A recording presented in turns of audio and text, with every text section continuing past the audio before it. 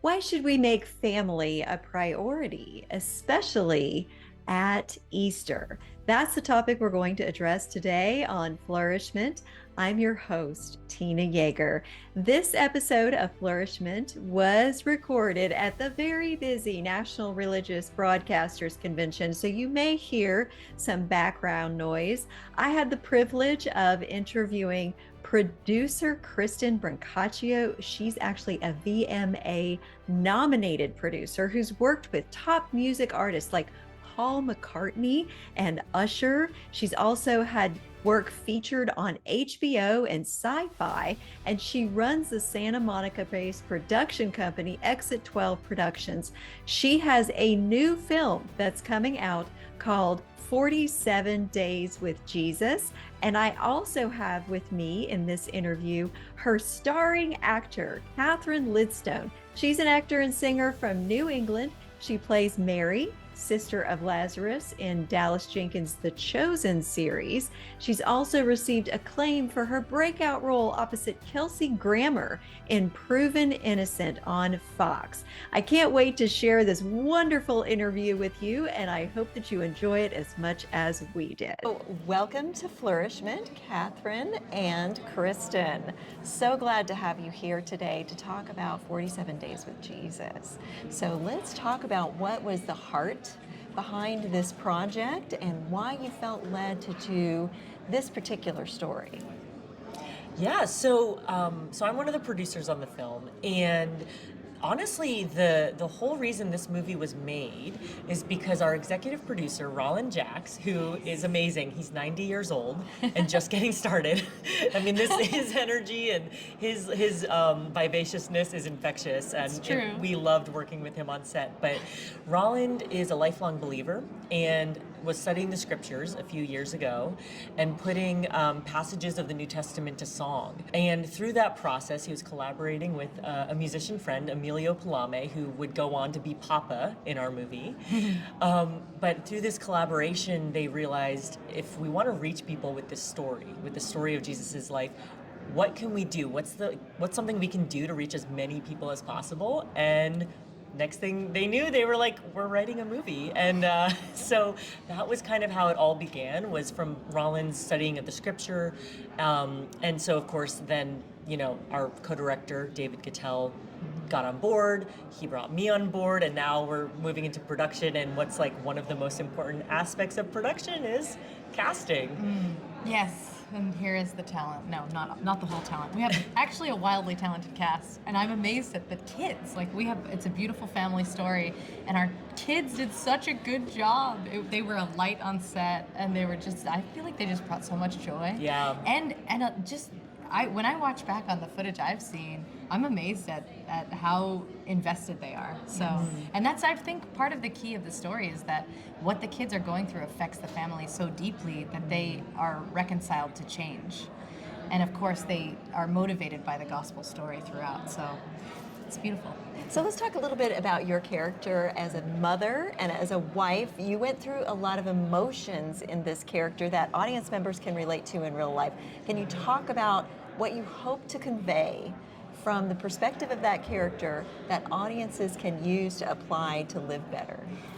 Yes, I think we can all relate to Juliana Burdon, which is the character, and she's a wife and a mother, and she's trying her best, and she's going through a very difficult time. I think what's beautiful about the way she approaches it is she's not throwing in the towel, and she's not disrespectful. She's trying to find a way that works, that is going to wake up her husband and allow him to see what's happening, because I think we can be so invested in our own issues and work constraints that we forget everyone else is relying on us and needing to connect. And so Joseph goes through his own journey, and I think Juliana's approach is really just inherently admirable, because she's doing it from a place of humility and also love.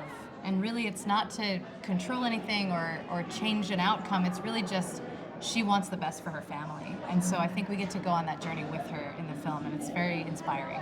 She does set some boundaries with her husband. So I think that's an important piece to talk about a little bit.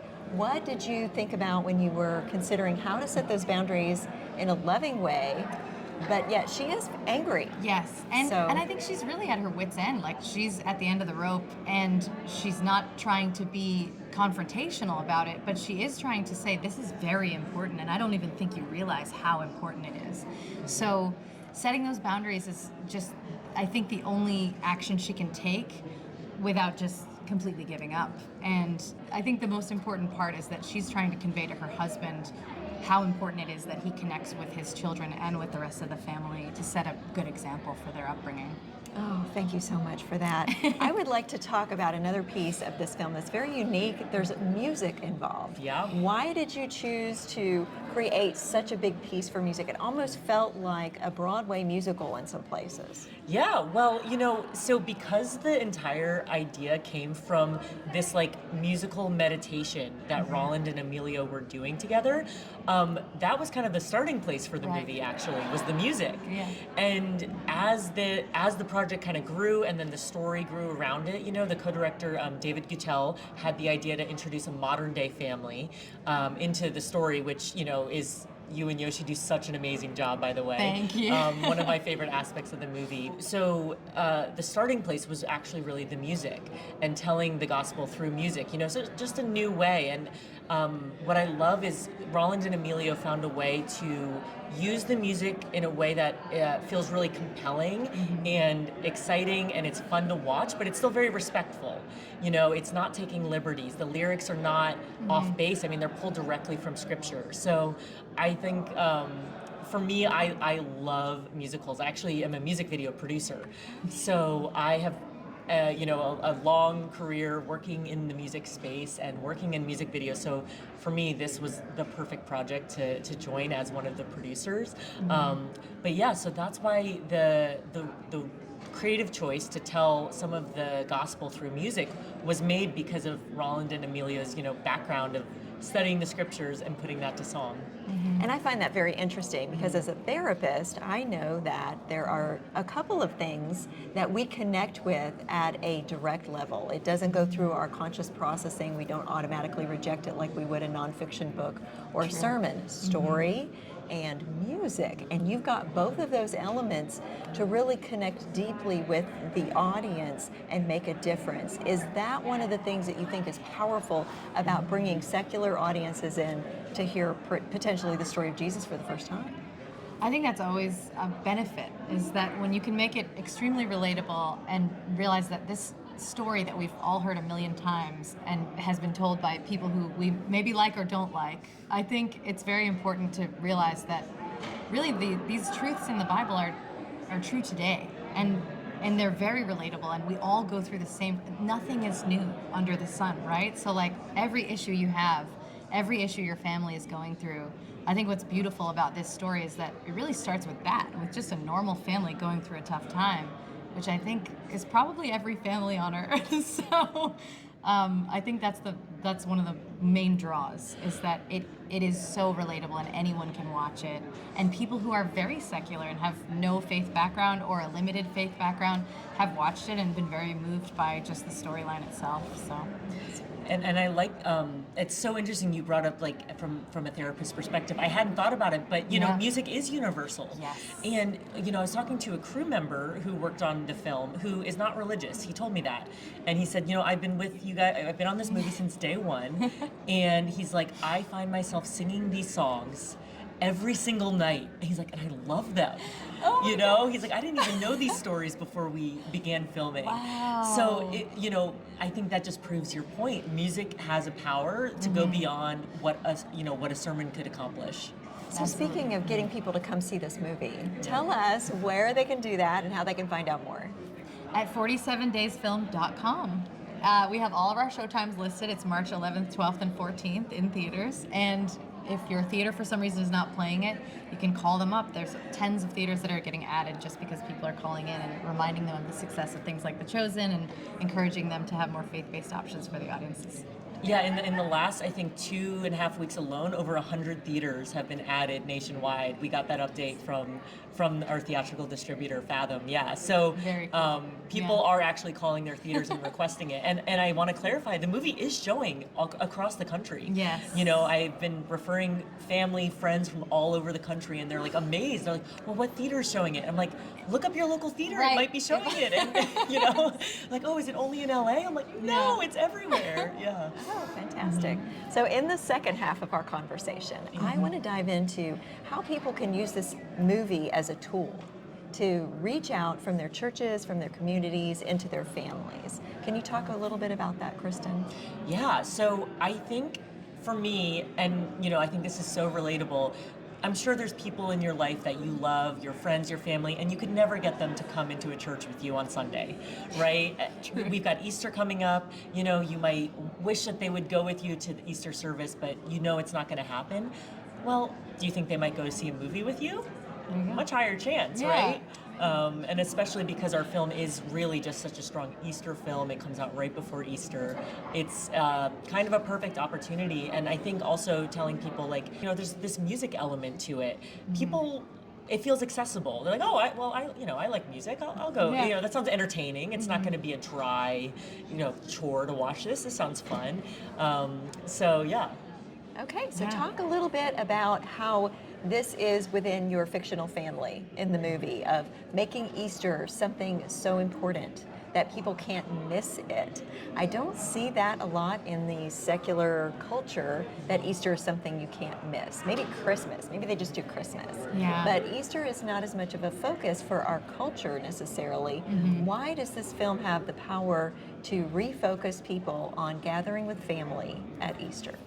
I think the through note of this entire film is the family-friendly nature of it. I think it's so focused on family, and you know, we have in the church community, we call them all kinds of fun names, but there are tons of people that just show up for Easter and Christmas, and so somehow this holiday, despite being a secular nation or a family that never came from a faith background, has reached people enough to think that it's important to show up to church even if they're not really believers or walking in faith. So I think just innately it's about a holiday that has sort of taken over our country. And I think it's a really beautiful message in the film when Juliana Burdon is really trying to fight for what's important, which for her is family. And she's reminding her husband, hey, this is a tradition. We do this every year. Like, you need to plug back in to what really matters.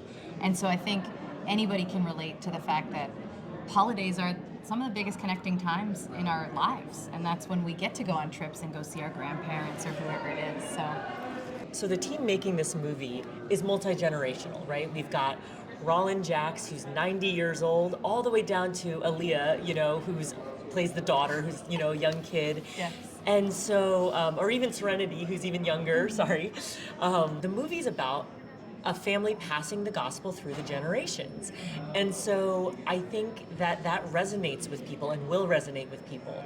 You know, that desire to just pass the stories that matter down to your kids and down to your grandkids. So for me, actually, that was an element of the movie that jumped out at me when I first read the script, because I was reminded of my own parents and how they, you know, faithfully brought us to church every Sunday, but it wasn't just something on Sundays. They also, in the day-to-day, were living examples of the gospel.